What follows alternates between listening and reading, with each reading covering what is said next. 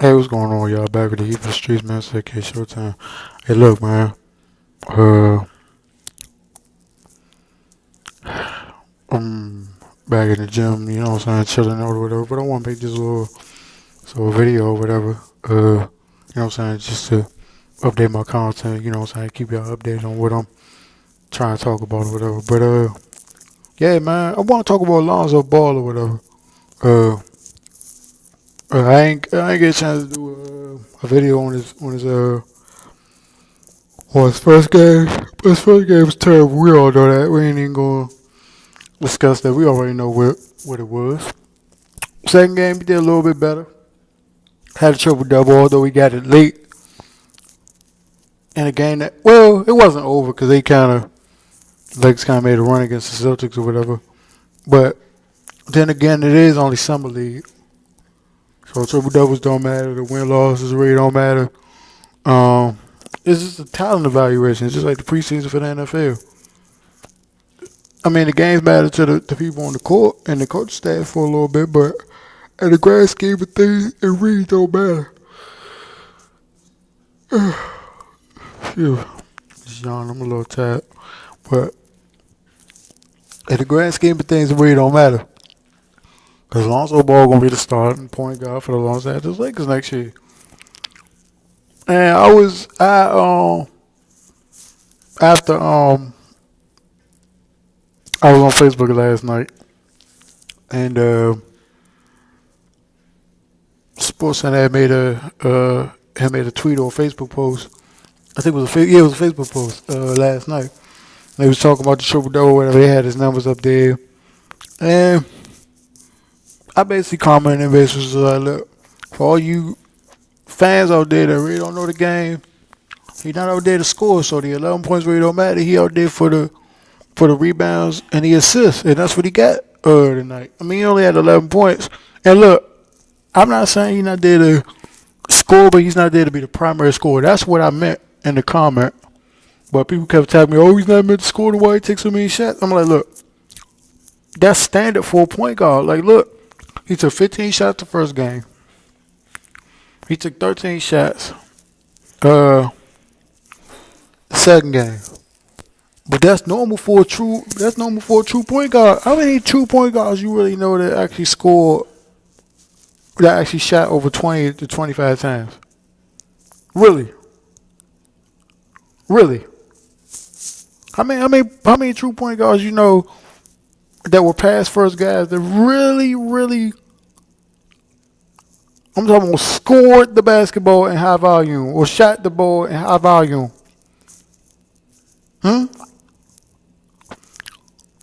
Jason Kidd ain't do that early in his career. Magic ain't never do that. Stockton ain't never do that. Rajon Rondo ain't never do that. Chris Paul ain't never do that. And people was talking about, oh, in today's game you gotta be able to score. Yeah, in today's game you gotta be able to score.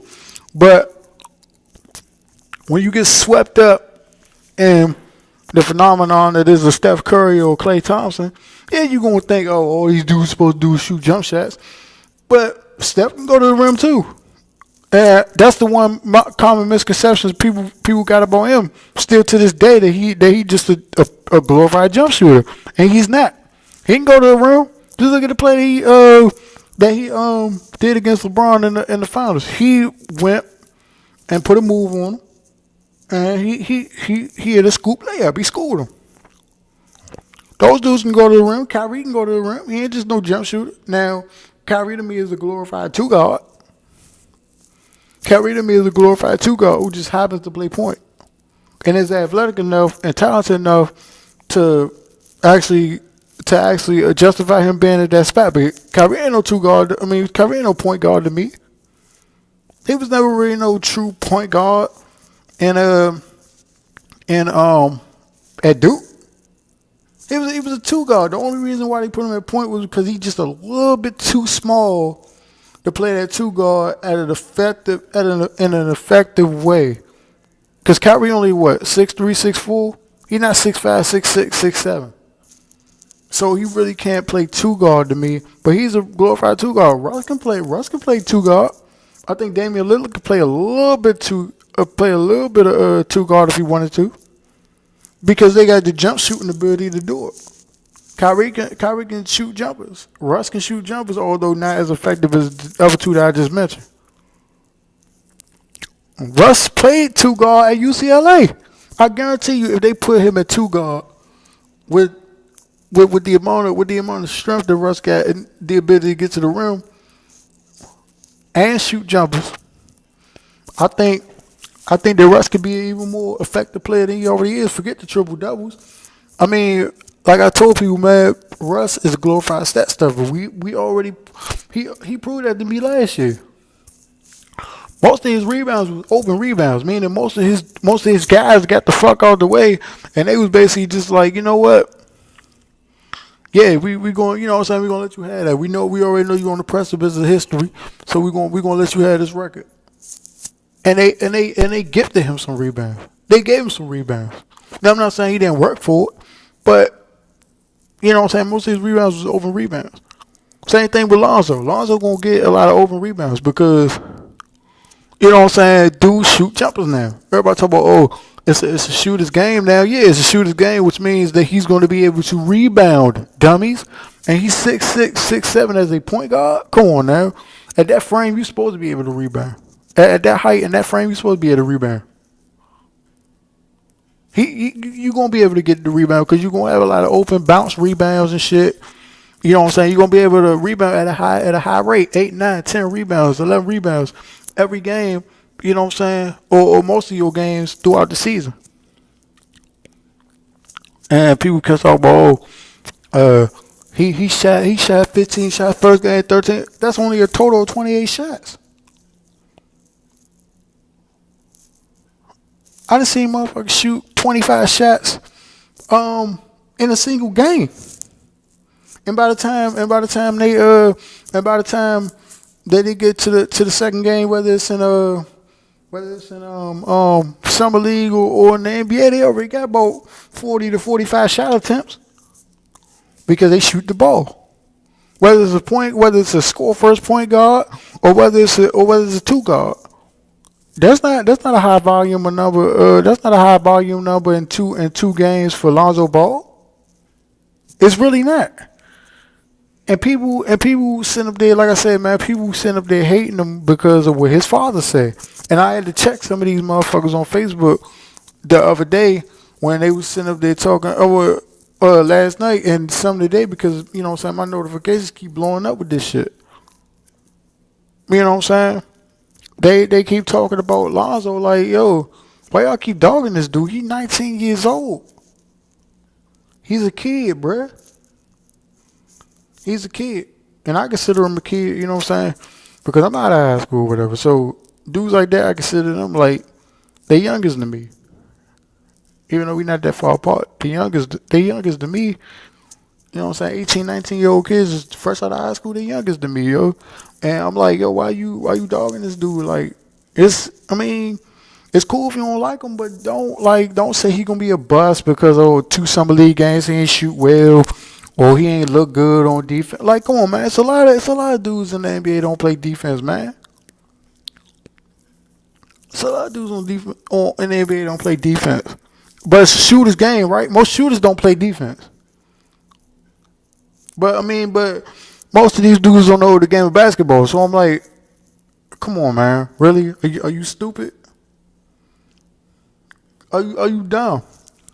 Most of these people don't know basketball, bro. They casual basketball fans, and the only reason why they really paying attention to this dude is because of what his dumbass father said and all them interviews leading up to the NCAA tournament and then the draft when he got drafted last month. That's the only reason why they looking at him, because they want to see him and his father fail. I don't give a fuck if his father failed, but in concert with his father failing, that means Lonzo failed. Because his father the one that's running his mouth. So I don't want to see Lonzo fail, bro. Not just because I'm a Laker fan, bro, but because I don't want to see dudes like him with all that talent, you know what I'm saying, just go to waste. You know what I'm saying?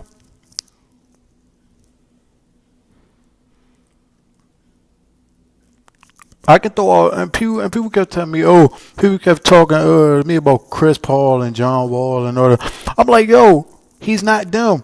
John Wall for real is when he first got into the league, he was a score first guard. You know why? Because he relied on his speed in order to get to the bucket so much that he wasn't really distributing it like he should have.